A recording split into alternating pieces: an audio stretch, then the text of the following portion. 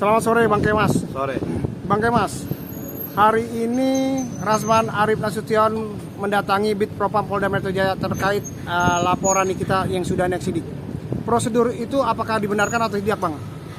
Oke, jadi memang di dalam proses hukum acara pidana ini ketika ada perkara pelapor ya, dalam hal ini korban, misalkan dalam perkara pidana umum apapun atau pidana khusus yang dimana posisi perkara ini adalah pelapor ini sudah melakukan proses pemeriksaan sesuai dengan hukum acara dan juga Perkapolri.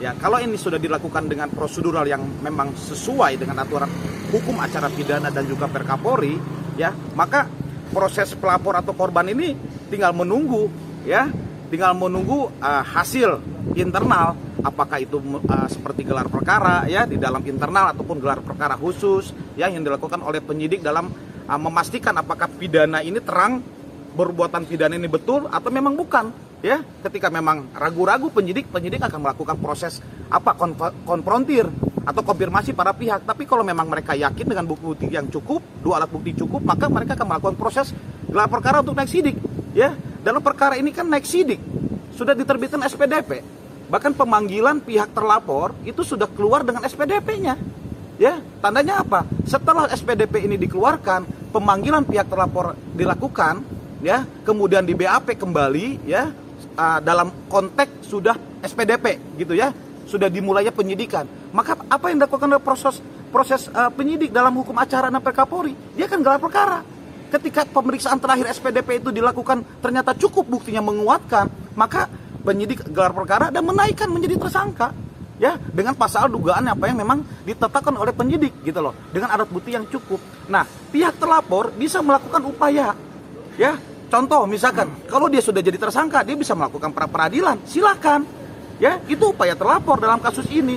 Kemudian apa yang dilakukan? Saat ini dapat kabar berita bahwasannya pihak terlapor melakukan upaya pengaduan kepada bidang propam, bid propam atau mungkin paminal gitu. Dalam hal ini apa? Dalam upaya mereka bahwasannya diduga dalam konteks terlapor itu, ya, ini prosedural penyidikan dan penyelidikannya diduga oleh pihak versinya mereka itu tidak sesuai dengan prosedural.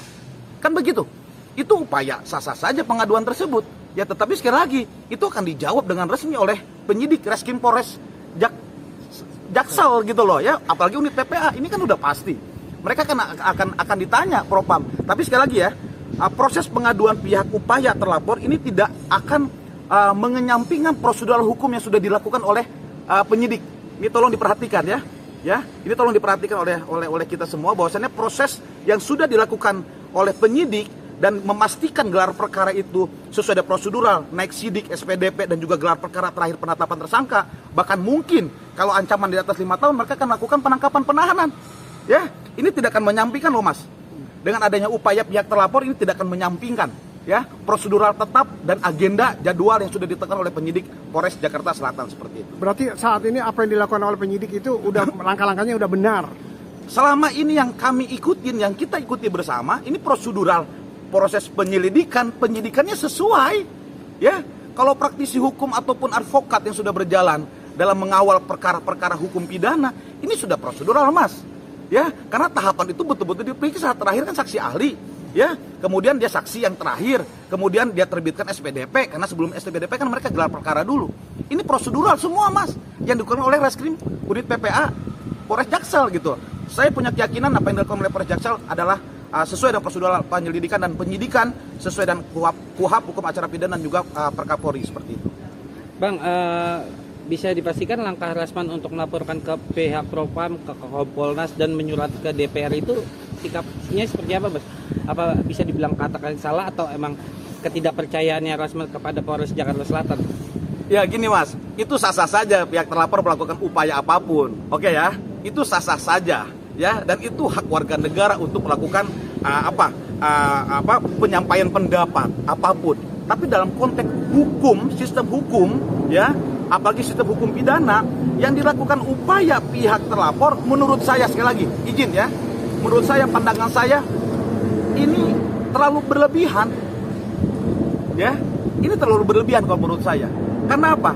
Ini menggiring untuk mengintervensi, misalkan, ya, kalau misalkan maaf ya, Propam bisa memastikan pengaduan itu adalah sesuai dengan prosedural, apa yang didapat oleh pihak terlapor? Apa yang didapat oleh terlapor? Mohon maaf, ketika pihak unit PPA membuktikan semua dengan prosedural yang tepat sesuai dengan prosedural KUHAP dan juga Perkapolri, apa yang didapat oleh terlapor?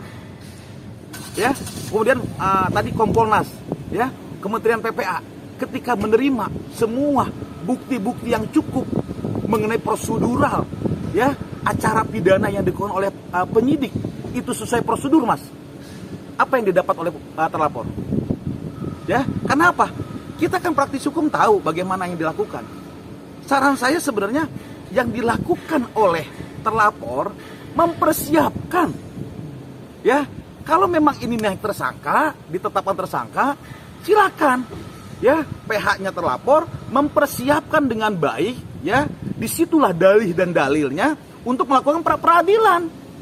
Buktikan bahwasannya penetapan tersangka terlapor itu misalkan itu tidak sesuai dengan prosedur hukum acara pidana.